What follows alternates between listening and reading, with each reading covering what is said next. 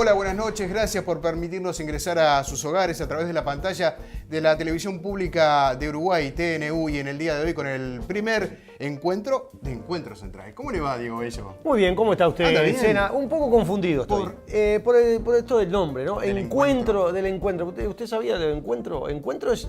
La acepción de la palabra. Sí, encuentro es en contra. Usted, no sé, ¿qué me quiere decir? ¿Me quiere decir que van a estar en contra de los invitados? No, es como la promoción que le mostramos a los televidentes. 3 millones de uruguayos, 3 millones de opiniones sobre un mismo tema, pero con cordialidad, dialogando, tendiendo puentes. Usted dice que no van a estar en contra. Mire que yo lo vi y me parece que alguno en contra vamos a tener. En contra nuestra, seguro. Seguramente. La mesa está, el café está pronto, así que en cualquier momento vienen los invitados. Así que le voy a dar el altísimo honor, la delicada tarea de presentar a los invitados.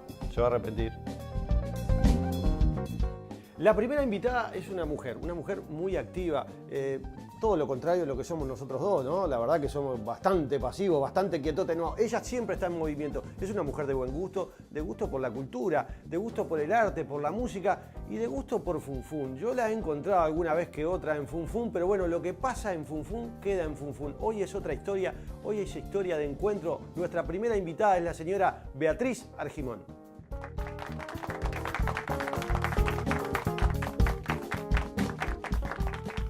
Nuestro segundo invitado es alguien que tiene muchos puntos en común con Beatriz, aunque ustedes no lo crean. Es alguien de buen gusto, de gusto también por la música, por la cultura, por el arte y por la feria. Increíblemente es esto que le digo, pero tiene mucho gusto por la feria. Él metió hace un tiempo una contratapa de la revista Galería de Búsqueda y nadie lo pudo creer. Porque todo el mundo pensó, este señor está en búsqueda, sí señoras y señores, ese señor está en búsqueda y hoy está en Encuentro Central. Recibimos al señor Fernando Pereira.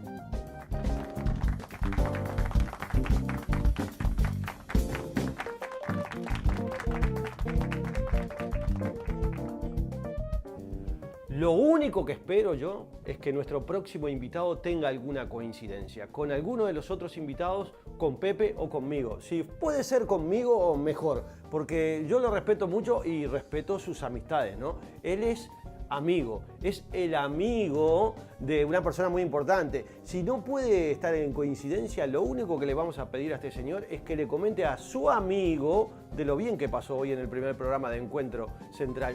O quizás, quien le dice, lo puede llegar a invitar a su amigo y un día lo tenemos a él, al mismísimo, al propio, como invitado. Recibimos en este momento al señor Juan Salgado.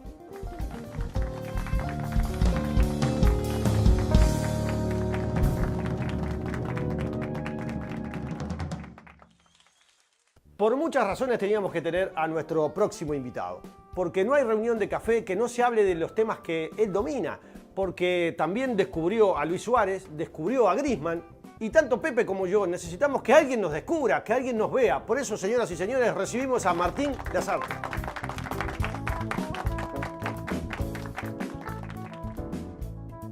El último invitado, yo no sé cómo presentarlo, no sé cómo recibirlo, de repente tendría que haberme confesado antes, pero bueno, el tiempo en televisión es tirano y seguramente mi confesión nos llevaría todo el programa. Pero necesitábamos su mensaje, necesitábamos su palabra y sobre todas las cosas necesitamos su perdón, que nos gestione el perdón. De los mandos medios que encontramos es el de más alto rango. Recibimos entonces al cardenal Daniel Sturla.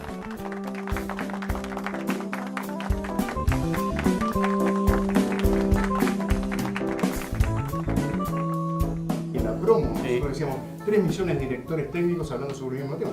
Acá tenemos un técnico que le hace caso a los viejos maestros, no, ya saben. No, y además un técnico que de verdad cuando se fue, por ejemplo, de Nacional, yo veía en las redes sociales los hinchas de Peñarol hablando, es un hombre, un caballero. Un caballero. Lo tenemos acá sentado.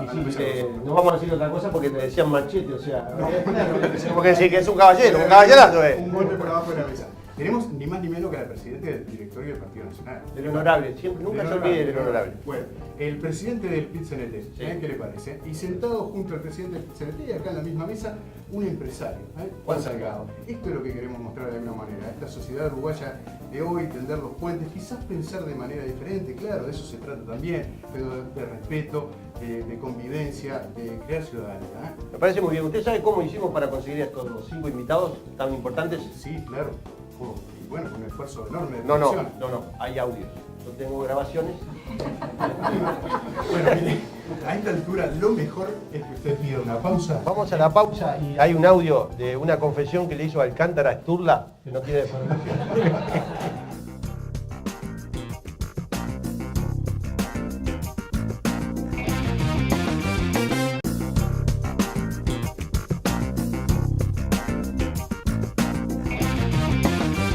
Estamos en el segundo bloque de Encuentro Central. En esta mesa que hemos recuperado de café, una verdadera mesa de café. Y el café es un lugar, es un lugar de encuentro, de comenzar a hablar de distintos temas.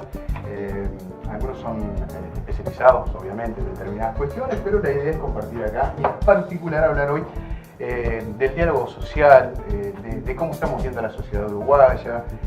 Hoy decíamos en el comienzo de tender puentes, de crear convivencia. En la promoción con Diego Bello hablábamos de una sociedad donde hay 3 millones de lectores técnicos, donde muchos tenemos distintas opiniones sobre un mismo tema. Pero ¿no sienten ustedes que se ha perdido un poco esa convivencia, ese respeto, esa tolerancia por lo que opina otra persona, el diferente? Voy a comenzar contigo, Beatriz. Sí, primero a mí me gusta mucho el tema del diálogo social, de pronto porque pertenezco a una generación, lo hablamos más de una vez con Fernando, donde lo que nos unía era el restablecimiento democrático.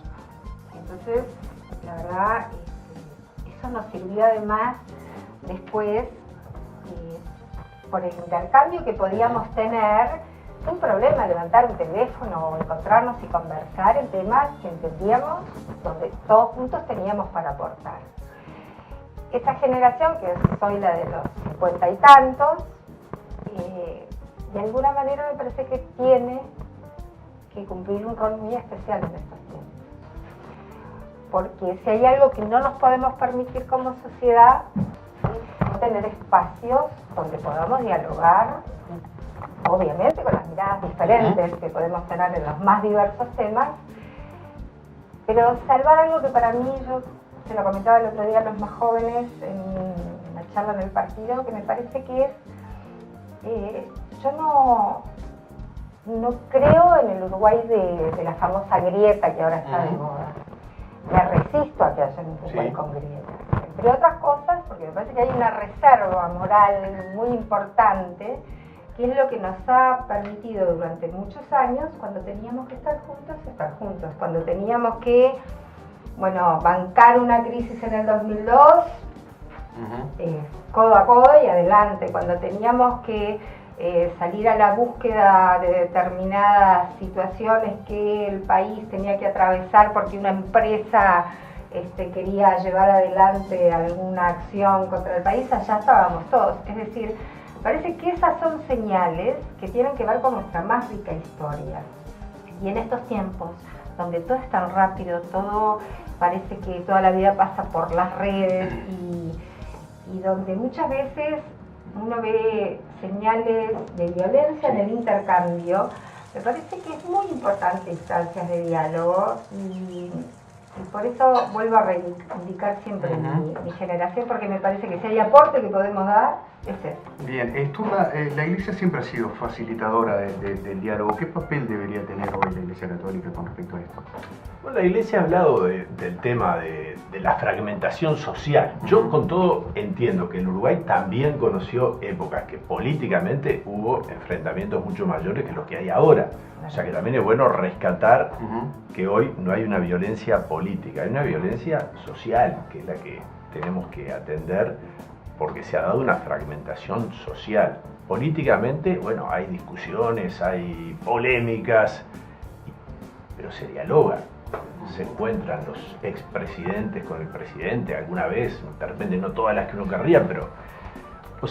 y la Iglesia siempre está para favorecer el diálogo y para favorecer lo que para nosotros hoy es la problemática más grande, que es la integración social frente a la fragmentación que se da, sobre todo porque hay grupos de hermanos nuestros, de conciudadanos, que están quedando fuera, al margen, y ahí tenemos todos que enfocar el tema.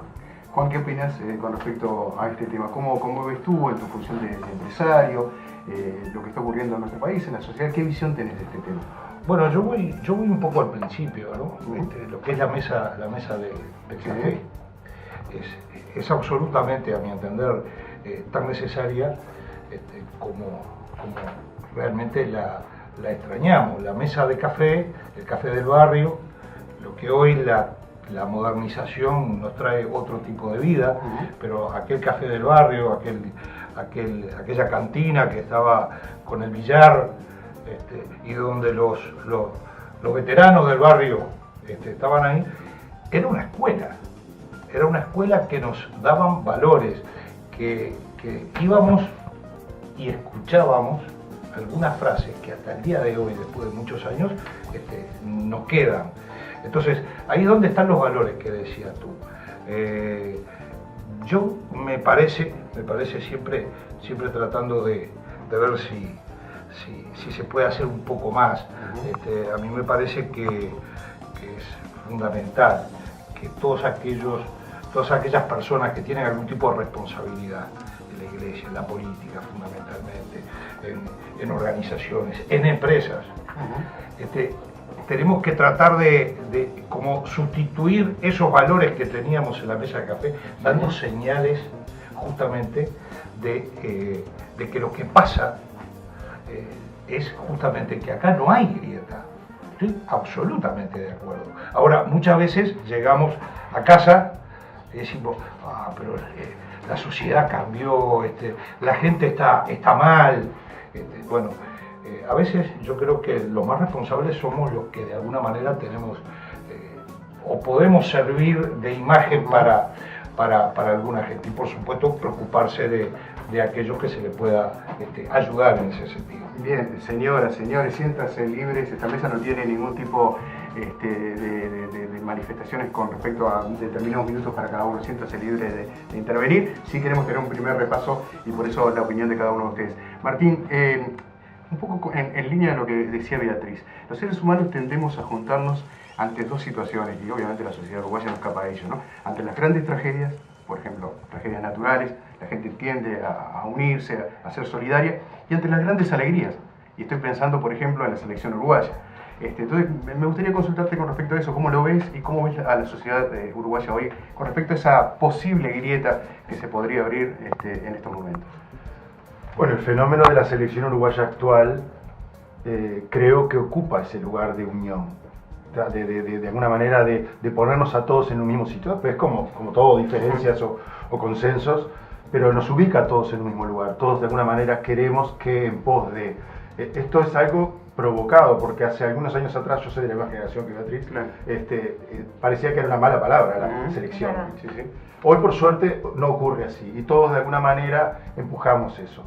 Y Juan decía, yo comparto, creo que cada uno de nosotros, dentro del ámbito de nos movemos, tenemos la obligación de intentar generar esos puentes, esas redes, marcar algunas pautas que nos enseñaron. Yo decía hoy a nivel deportivo los maestros, pero bueno, los maestros eran el que te entrenaba, el vecino del barrio que te enseñaba una pauta, o la de tu casa, o la del colegio, y que a veces van quedando del camino. Y en esta cuestión de la velocidad, a veces, bueno, lo dejamos de lado, bueno, ya se encargará otro, o miramos para otro lado. Es algo casi inconsciente, ¿no? Pero tenemos esa obligación. Y el deporte puede cumplir ese rol. Yo creo que la selección lo cumple, ¿no? Lo más importante de todo esto sería poder que lo siga cumpliendo. Porque hoy día todos estamos viviendo un periplo, una etapa complicada, ¿no? Se hablan muchas cosas que justamente están un poco reñidas con lo que la selección marca, ¿no? Bueno, una ética, una honradez, una moral, una forma de ser, casi, de ser uruguayo. Y que lamentablemente los últimos episodios han manchado un poco esa situación. Sí, podemos sacar muchas y muy buenas experiencias del deporte. Yo creo que sí. Bueno, vamos a seguir hablando contigo y vamos a hablar de trabajo también y lo que tiene que ver con el deporte, particularmente con el fútbol. El PIT-CNT, impulsor del diálogo social, ¿qué visión tiene el presidente del PIT-CNT en este momento de la sociedad uruguaya? ¿Hay una grieta? ¿Se puede abrir? ¿Cómo lo ves, Fernando? No, yo creo que hay una pregunta que nos tenemos que formular, que es ¿qué bar precisamos hoy? ¿Qué boliche? No es el boliche de los 60, que yo lo admiro, lo respeto, también tuve esas enseñanzas, pero no entraba ni una mujer. Muy Y bien. el tipo se iba del bar a las 11, algo alcoholizado, algo, por decirlo de la mejor manera, yo creo que a veces bastante, y armaba una liga bárbara más.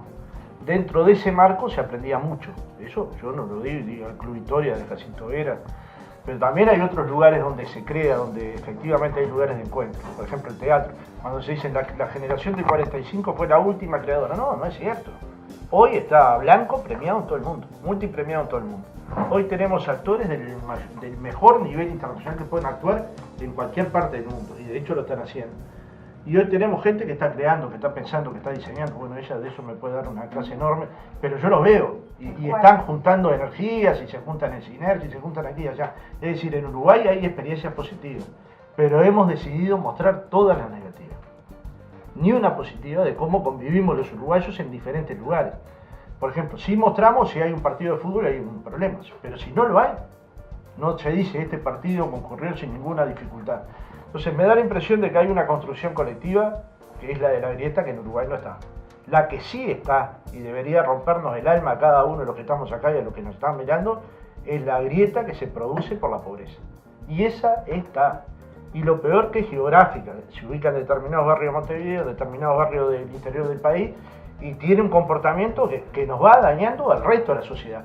Entonces, hoy escuché a Óscar en una intervención que decía, si producimos para 30 millones de habitantes en el mundo y hay hogares uruguayos que no tienen un plato de comida, tenemos que sentir vergüenza.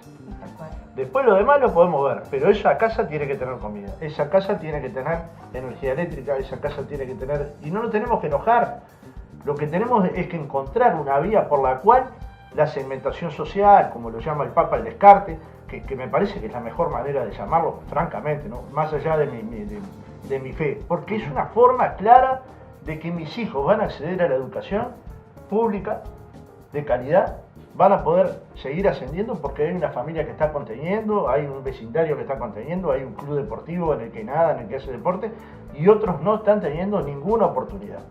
Entonces cuando se dicen hay una brecha educativa, en realidad la brecha educativa entre público y privado no está, está entre los que tienen quintiles de ingresos altos y los que tienen quintiles bajos. Y acá está el gran desafío uruguayo.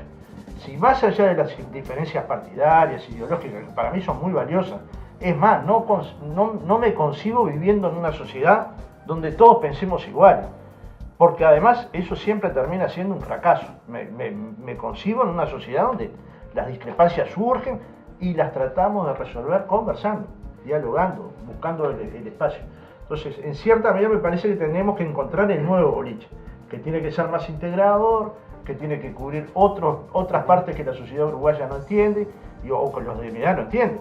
Yo escucho a los hijos de a los amigos de mis hijos, de mi hija particularmente, tocando rap. Yo qué sé, yo no entiendo mucho, pero escucho.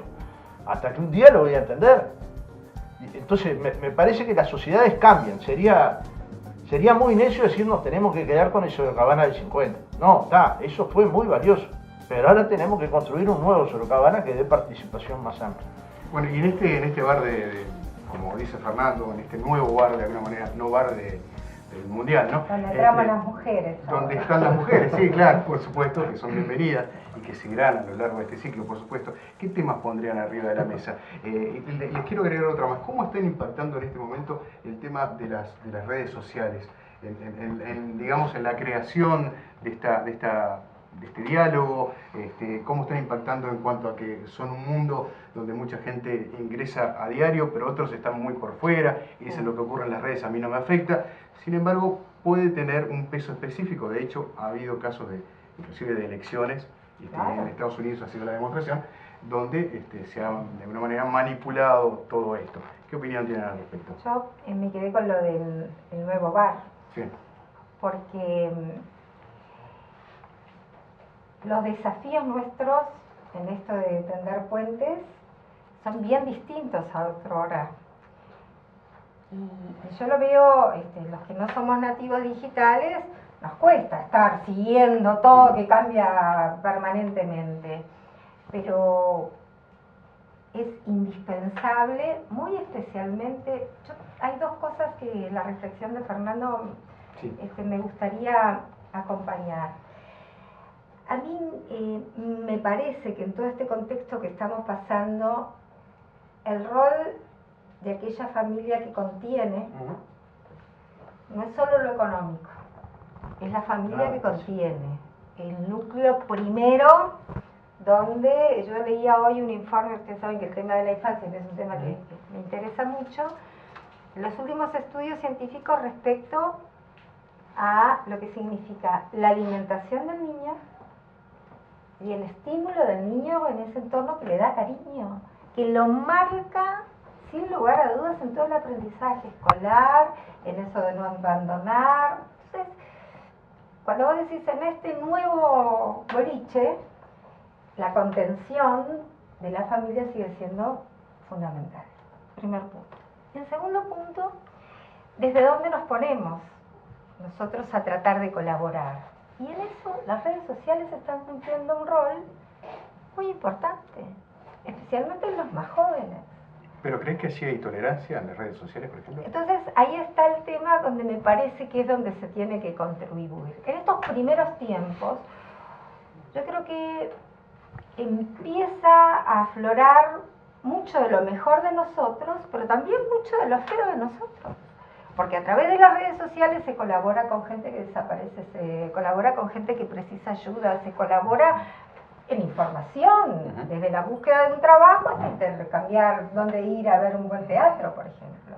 Pero también es verdad que hay una beta violenta que tenemos que asumirla, donde tenemos que trabajar. Porque la violencia está instalada, y vos decías de los primeros problemas, la violencia en toda su dimensión. Bien, vamos a hacer una pausa, la primera, después vamos a hablar de los círculos concéntricos, qué es lo más importante, ¿no? ¿Dónde ponemos el foco? Y después, si quieren, vamos a ir ampliándolo, pero hay que poner el foco como para comenzar a trabajar y a tratar estos temas que vinculan a la sociedad. Los periodistas solemos decir muchas veces que el problema está acá, en este círculo concéntrico, pero nosotros los periodistas estamos a veces por acá arriba, ¿no? Sobrevolamos muy lejos de lo verdaderamente importante. Y casi para cualquier ciudadana, ciudadano, el principal centro, ese círculo concéntrico, el primero, está puertas adentro de la casa. Allí donde se producen los mayores episodios de violencia, ¿no? Vamos a hacer una breve pausa, ya venimos, estamos aquí en Encuentro Central.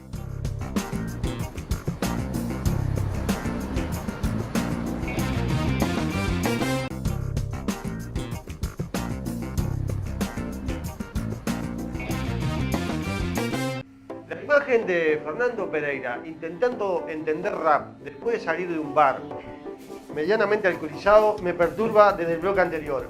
Así que lo único que espero que se solucione en este siguiente bloque de Encuentro Central. Usted no sabe lo que estoy disfrutando, eso de particularmente lo que es el diálogo en la tanda, ¿no? En la pausa, hablando del tema de las redes sociales.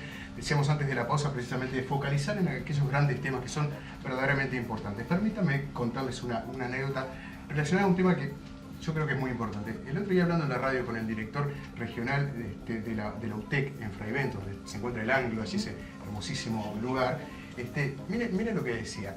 Es obvio que muchos estudiantes de Mercedes, de Durazno, de Artigas van ahí, pero nunca se me hubiese ocurrido que estudiantes de Montevideo fueran a estudiar a Fraiventos.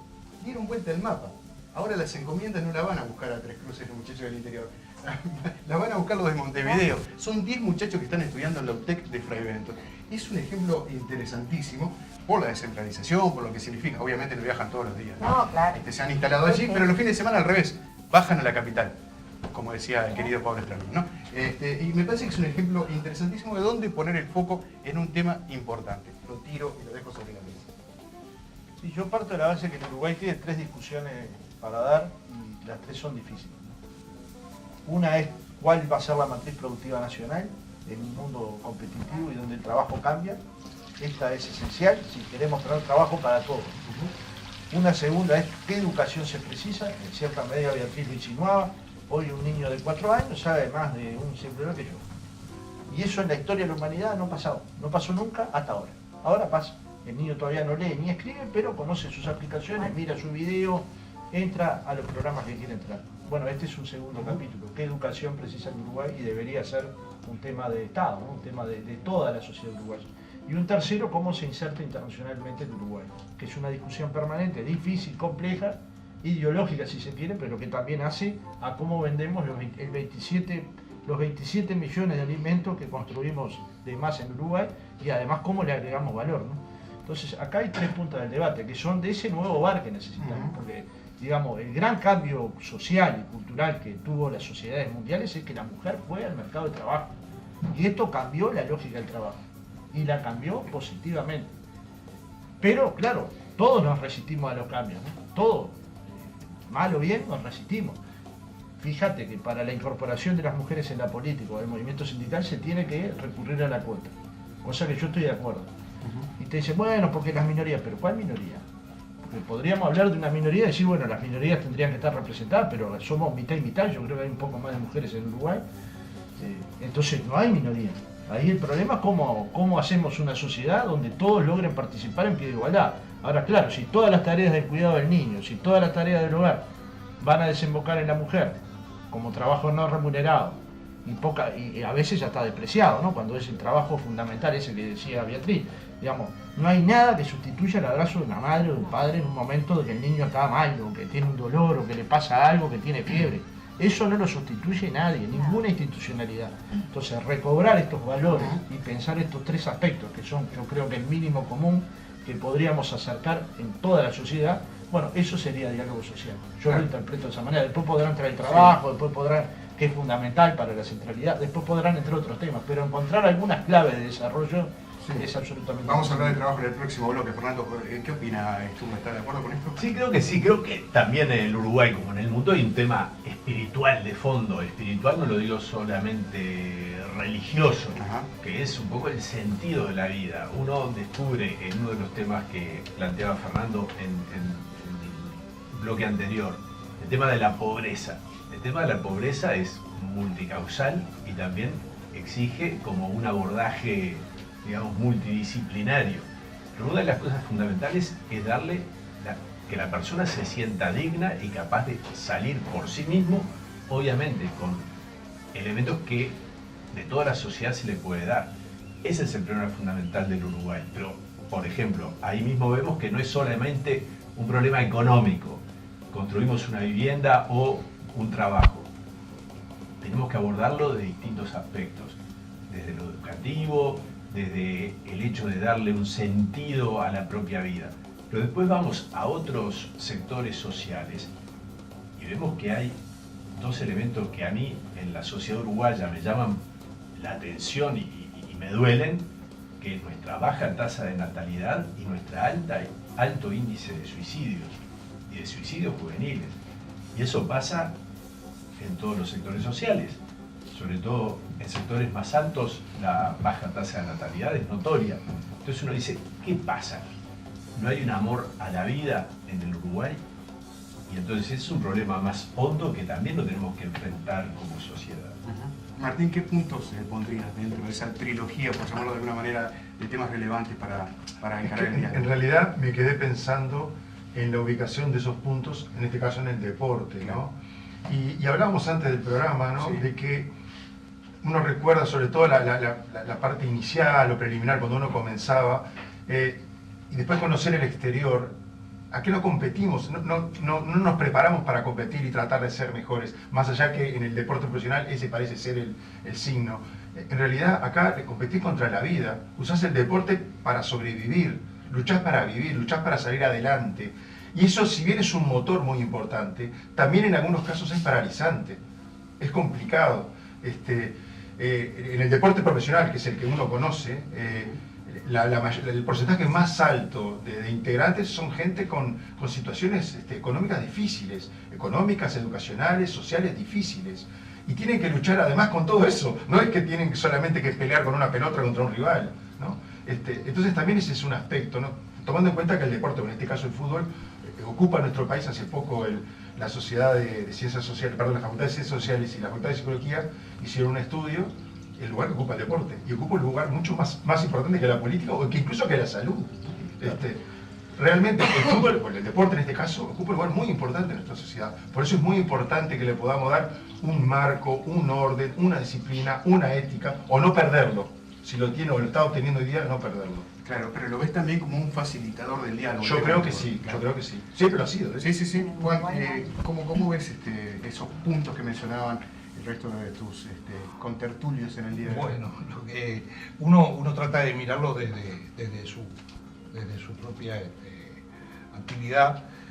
Nosotros, en lo que es el transporte, por una cuestión inclusive ser competitivos. Estamos en pleno proceso desde hace algunos años de ingresar tecnología y de cambio en algunos puestos fundamentales, históricos, diría yo. El guarda, el famoso tema del guarda. Lo que tenemos que tratar de hacer es ir viendo, o sea, eso es una muestra, una muy pequeña muestra, pero llevado desde la empresa al resto, a la realidad de todos, es tratar de ver de qué manera podemos ir eliminando incertidumbre. Lo peor que puede tener, lo peor que me parece una de las cosas peores que puede haber en una casa, en la mesa de una casa, en ese lugar donde están los padres, los hijos, es la incertidumbre del trabajo de quien lo genera en la casa, y nosotros estamos tratando de ver de qué manera se pueden crear nuevos puestos de trabajo. O sea,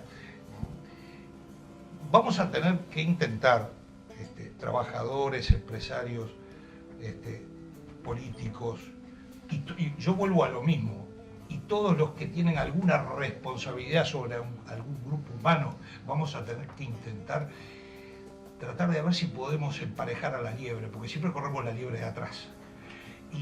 Y el mundo cada vez tiene más velocidad, lleva más velocidad. Los cambios se producen cada vez más rápido. La tecnología, con todas las cosas buenas que tiene, y necesarias, buenas y necesarias, va generando algunas cosas, como por ejemplo que desaparezcan algunas actividades médicas, que al final una computadora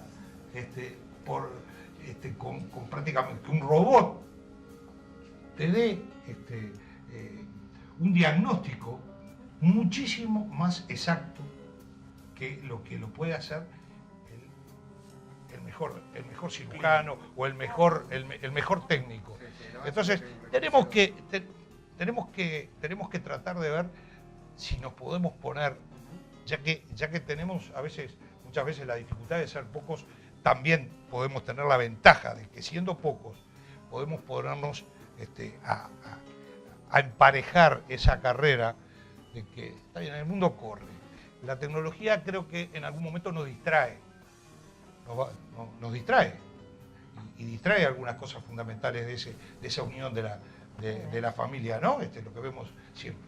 Lo que creo que tenemos que hacer es justamente pelear para que esos puestos vayan apareciendo y la incertidumbre pueda generar más tranquilidad, justamente en aquellos que están en un puesto dentro de la sociedad o en un lugar dentro de la sociedad que deciden tener, porque no es que hay menos natalidad de casualidad, porque deciden no tener más hijos, por las dudas, porque no saben dentro de 3, 4, 5 años qué puede pasar. Esa incertidumbre tiene muchas consecuencias que no nos damos cuenta ahora, pero que la pensamos. Sí, sí. A modo de resumen, si me permite, casi todos han hablado de estos temas, e insisto, en situaciones puertas adentro, ¿no? En nuestros hogares. Te dejo para cerrar actividad. Sí, a mí me parece que todos estos elementos que estuvimos conversando han tenido una repercusión muy fuerte dentro de los hogares, muy fuerte. Desde es verdad, el ingreso de la mujer al mercado laboral en forma sostenida, en forma importante, no solo numéricamente, sino también de desafíos. Hoy las mujeres estamos en rubros que antes era inimaginable. Lo que ha convertido esto realmente en una revolución ha traído en las relaciones internas de los hogares también esa necesidad de una democracia diferente. ¿Por qué digo esto? Y a mí me gusta mucho cómo Fernando plantea este tema, porque por momentos sentíamos que las mujeres, sí, la mujer salió a trabajar y bueno, y ahí como que vino la hecatombe, ¿no? Es un desastre, y cuando en realidad uno siente como con el tiempo las cosas se van acomodando. Y yo siempre digo, así como las mujeres nos perdíamos muchas cosas desde el punto de vista del desarrollo laboral, había papás que se perdían ese momento mágico de cambiarle el pañal a un hijo porque no estaba bien visto y de mirarlo a los ojos. un momento único. Chao. Y no era bien visto. Había padres que no daban las mamaderas, pero padre, ni mamaderas, ni... O quedarse de noche. O quedarse de noche. Hoy no hay ningún problema, los papás los llevan a la escuela, van a las comisiones. Entonces digo, se va dando también en el entorno familiar un cambio en las relaciones que lleva tiempo, sin lugar a dudas, pero que tiene que ver con el desarrollo personal de cada uno. Que es uno de los temas que por lo menos hace mucho tiempo nos preocupa, donde los protagonistas son las mujeres en primer lugar, los niños, los abuelos, y tiene que ver con la violencia que se da en la interna de los hogares. Que hoy además se traslada a las maestras, que se traslada en el ámbito del fútbol, que se traslada en los espacios comunitarios. Entonces, el tema de la violencia es un tema que no podemos perder de vista. Cuando vos decís los ejes temáticos, a mí me parece que este es un tema clave, que dificulta el diálogo. Porque el diálogo, que es fundamental para sentar las bases en la educación, en todas políticas tendientes a... La verdad que en un país que somos 3,5 millones, no poder con la pobreza, es algo que estamos haciendo mal. Además, después de haber pasado un momento importante desde el punto de vista económico. ¿Tiene que ver con la culpa de uno solo? No. Pero cada vez más se hace imprescindible el diálogo. Sí, me voy a quedar también con esa declaración de la Federación Uruguaya de Magisterio con respecto a lograr una campaña de bien público destinada precisamente a restablecer la convivencia en esos grandes centros de contención que son las escuelas, ¿no? El presidente así lo ha manifestado, se está por poner en marcha esta campaña, así que estaremos atentos a este tema que ha sido, creo, un paso interesante en lo que tiene que ver con el diálogo social. Y me pregunto en este minuto, creo que nos queda de tiempo, ¿cómo se puede encarar un diálogo social con mochilas pesadas? Es decir, ¿pesan mucho los hechos del pasado al día de hoy como para poder encarar un diálogo social o no son relevantes? Bueno, yo ya lo expresaba bien. El primer diálogo es adentro del hogar. El segundo diálogo adentro del trabajo. Y Sturla lo planteó en su momento, la espiritualidad, que no tiene que ver con la creencia religiosa, tiene que ver con que a veces un compañero tuyo que va a hablarte como dirigente sindical no precisa una fórmula, precisa un abrazo. Y vos le querés dar una fórmula. ¿Entendés? Y es un compañero que por algún mucha modo... oreja. Y mucha oreja. Es un compañero que tiene diferentes problemas. Entonces, cuidado, porque no, la misma fórmula matemática no sirve para todos los problemas. A veces es la mano, a veces es abrazarlo, a veces es sostenerlo. Entonces, estas cuestiones, una cosa que decía mi abuela para mí era mágica, no hay casa más profunda que una casa donde entras y hay olor a comida. Y eso a mí me grabó, ¿no? Digamos, te quiero decir, me grabó a fuego, porque es verdad que la cocina unifica, no porque lo digan hoy los grandes chefs, sí. Es verdad que alguien que está haciendo un tuquito ahí y el otro lo está molestando y el botija le saca una papa, genera un clima de armonía en lo que podés entender otros temas. El pan. El otro te moja el pan y la veterana grita, no me pongas el pan en el pan. Claro, te saca, vos, eran expertos, los botijas en mi casa eran expertos en sacar la milanesa a mi abuela, eran expertos. Entonces te digo, esa es una parte que nosotros tenemos que resolver, porque tenemos el peligro de construir diálogo social arriba y tener abajo una sociedad desperdigada, ¿no? Entonces no es solo diálogo social entre los que hoy nos toca dirigir alguna organización, es diálogo social allí abajo, en el club deportivo, donde se ensayan obras de teatro, donde se crea cine, donde se favorece la cultura nacional, en la escuela como territorio de paz. Me parece que hay un margen enorme para trabajar. Bueno, ya vamos a... Sí, adelante. Bueno, que ahí hay mucha cosa también que pasa con los chiquilines hoy, que muchas veces no encuentran en la casa el ámbito donde los padres les dan bolilla o, bueno, en las situaciones en que vivan, y entonces necesitan ser escuchados, ser atendidos. Acá estoy yo. Y entonces ahí hay todo un rol de adultos donde estemos de poder realmente... Es que estamos más preocupados por resolverle ropa de calidad que por resolverle vida de calidad. Entonces, este es un problema. Yo no digo no preocuparnos de la ropa, que no, lejos estoy de decir eso. Estoy diciendo que primero hay que preocuparnos de ese niño que tiene una vida interna que hay que protegérsela. y que nosotros adultos somos responsables. Permítame ir a la pausa, a la vuelta de la misma vamos a estar hablando del valor trabajo, cómo lo vemos cada uno de nosotros, del futuro del trabajo del futuro, de esta revolución 4.0, de un futuro que ya está acá, está entre nosotros.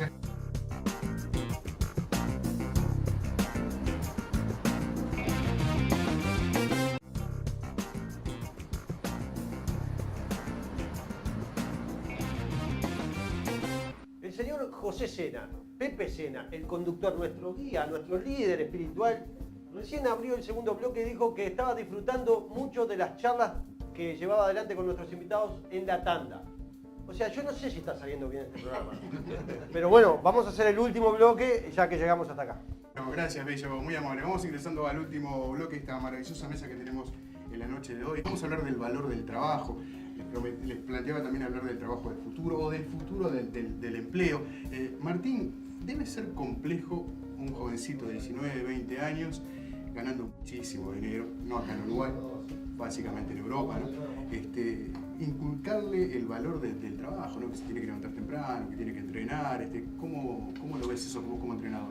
Sí, no solamente del trabajo, sino incluso hasta de los objetivos a futuro. A veces lo momentáneo, lo efímero, un gran cheque cada 31 de cada mes, todo es fácil, todo es sencillo, todo lo que te rodea te halaga, te pasa una mano por el hombro. El fútbol, como en otras manifestaciones de la sociedad, tiene un poder de difícil control. Sí, justamente muchas de las cosas que hemos tocado acá, ¿no? Una familia que te contenga, o una pareja, o un amigo, o un padre, un representante, o lo que sea, ¿no? O los valores de la educación que puedes haber tenido. Muchas veces muchos compañeros o jugadores que uno ha tenido la oportunidad con los que ha tenido la oportunidad de convivir, se han encontrado en esa situación. Y ellos mismos son después los que te dicen, me equivoqué, tuve todo para resolver la vida mía, la de mi familia, y me equivoqué. Porque claro, es difícil, es muy complicado. Por eso al final volvemos, es como un círculo, volvemos al mismo sitio, ¿no? La educación, cultura, la sociedad donde te desarrollás, la primera sociedad, tu familia. A veces hay muchos casos que hablan, ¿no? de futbolistas o exfutbolistas, te hablan de la tía, porque por ahí no tuvieron la posibilidad de tener los padres presentes, ¿no? Pero la tía o la abuela o los abuelos que lo criaron en muchísimos casos, que fueron capaces de marcarle esas pautas, además de la escuela o de la educación o del club, ¿no?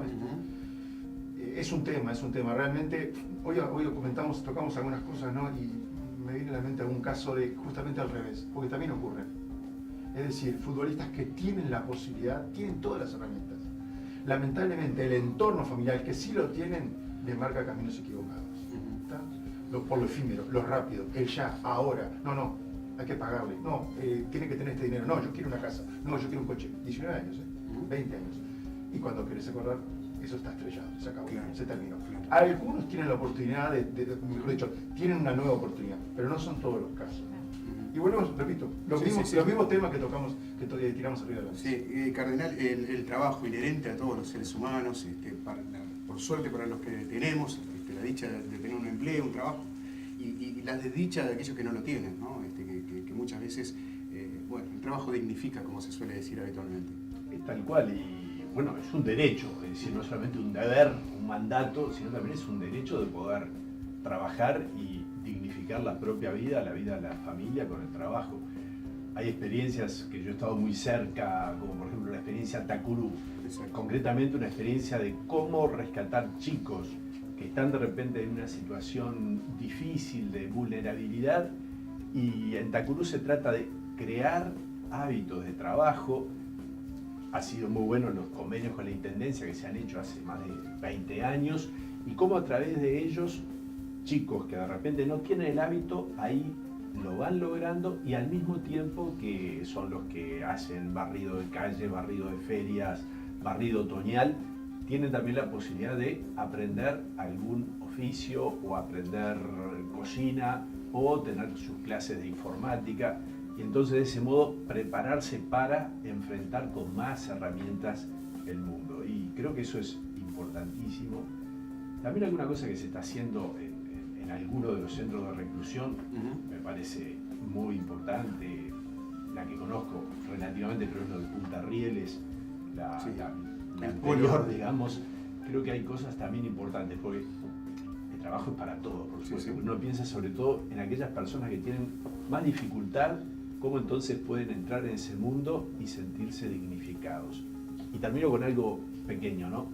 Fue un poco lo que hizo el padre Cacho en el barrio, ahí en Plácido Yauri, toda esa zona, que hizo que las personas encontraran en su dignidad de requecheros a clasificadores y hacerles tomar conciencia de la dignidad que tenía lo que estaban haciendo desde el punto de vista ecológico, humano, espiritual, en ese sentido amplio, y cómo entonces ellos mismos salían adelante. Porque ahí está la genialidad de este hombre, que no es yo que los salvo, es ayudar a hacer tomar conciencia de la propia dignidad, y en eso el trabajo es esencial. Claro, hablábamos, Juan, del futuro del trabajo o el trabajo del futuro, la tecnología, ya este futuro que está presente. Hoy hay porteros virtuales en los edificios.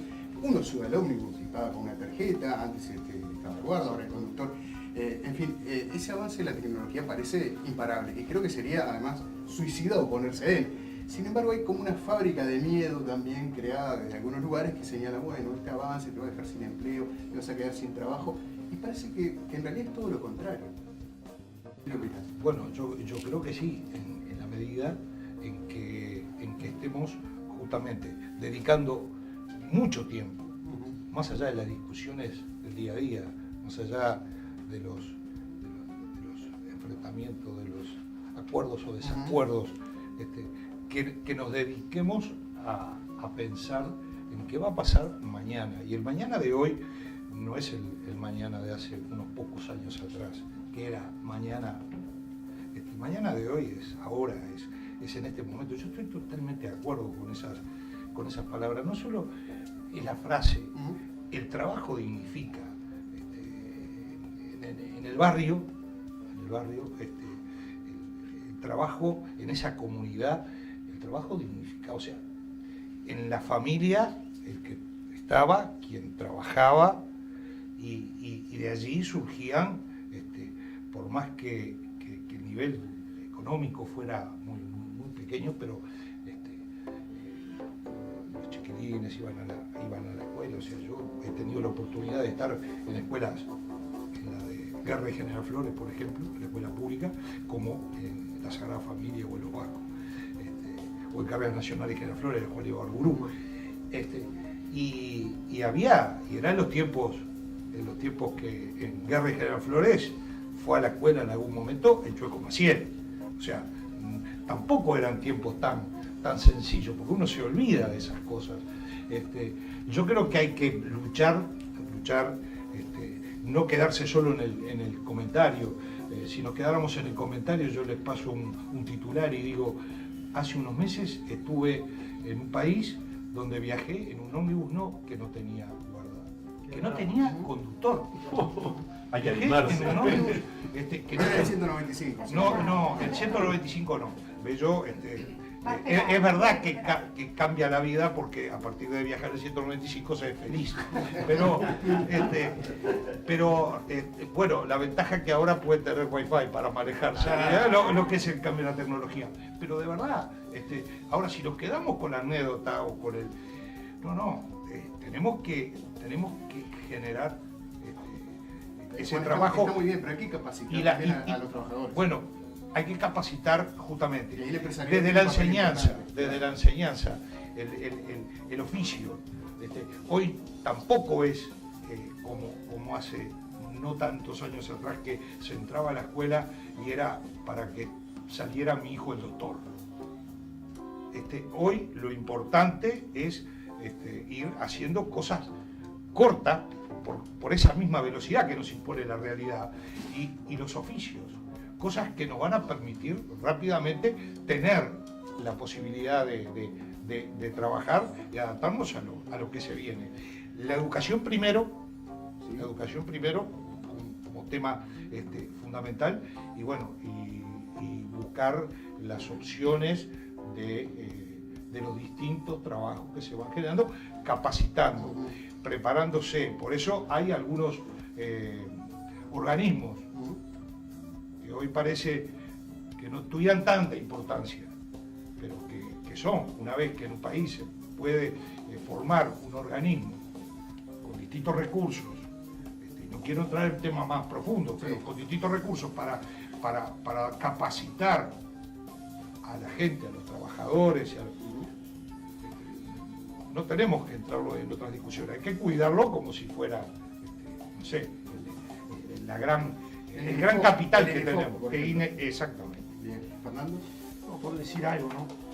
Yo creo en la centralidad del trabajo para la vida, no solamente para el ingreso económico. El trabajo genera muchas otras cosas, horas de conversación, un poco lo planteaba Martín. El jugador de fútbol muchas veces en su vestuario, ahí aprende mucho más que en muchos otros lugares. Yo nunca fui jugador de fútbol, pero entiendo que el fútbol, como dijo él bien, es la pasión más importante de los jugadores. Después habrá otras, de la política, pero el fútbol sin duda lo es. Ahora, el problema es que no admitimos la frustración. Es decir, todos soñamos con ser jugadores de fútbol. El fútbol lo planteaba, pero algunos salieron mal. Y otros que salieron muy buenos no supieron tomar opciones. Porque no quisieran, no porque no tenían herramientas para tomar buenas opciones. Entonces, digamos, el trabajo ayuda a esas herramientas. En cierta medida, este proceso de Tavares, probablemente si Tavares hubiera tenido un tiempo en la década del 80, hubieron planteles de mucha calidad. Yo hablé con algunos de esos jugadores y muchas veces iban a entrenar y no tenían lo mínimo, digamos, las pelotas mínimas, las camisetas mínimas, el equipo de preparación física mínimo. Entonces, digamos, las construcciones de equipo siguen siendo la prioridad. Ahora, hablando de las nuevas tecnologías, nadie las puede parar. Alguien dijo una vez, a todos nos va a llegar nuestro Uber. Bueno, eso es así. El problema es cómo nos preparamos para seguir buscando la felicidad. Cómo es que se construye un diálogo para que el trabajo pueda ser variado, para que tenga jornadas laborales más cortas, para que el desarrollo de la tecnología no implique que quede gente descartada, sino que se la incluya, para que no haya diferencias de vida. Supongamos que alguien con mucho dinero puede pagar un medicamento costoso y alguien que tiene problemas de carencia muere antes. ¿Me explico? Si nosotros dejamos que esas asimetrías se provoquen, se logren, vamos a ir a una sociedad mundial de esas cosas. Si nosotros trabajamos para que ese cambio tecnológico impacte favorablemente a la gente, y no es solo formación, porque en algunos casos no sabemos qué puestos de trabajo se van a crear, este es el problema. Lo están analizando mucho los alemanes, pero no sabemos cuáles van a ser los puestos de trabajo. Ahora, tiene que estar formado para el trabajo. Fíjate vos que yo trabajé en Saint Café en la década del 80, un año. Y ahí le entregaban las medallas a los trabajadores que habían cumplido 40 años y se jubilaban. Hoy nadie le van a entregar esa medalla. Prácticamente a nadie le van a entregar una medalla. Entonces, si eso cambió y alguien va a tener 11 trabajos, nuestra cabeza tiene que adaptarse. Y no se va a resolver con la cabeza de los 60. Vamos a tener que encontrar un diálogo del siglo XXI.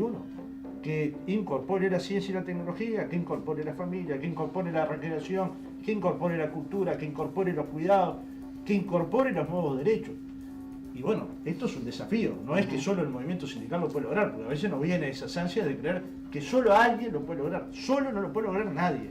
Habrá que establecer diálogo con otras organizaciones de la sociedad, con los partidos políticos. Por suerte en Uruguay hablamos todos, vos lo planteabas bien y Monseñor también.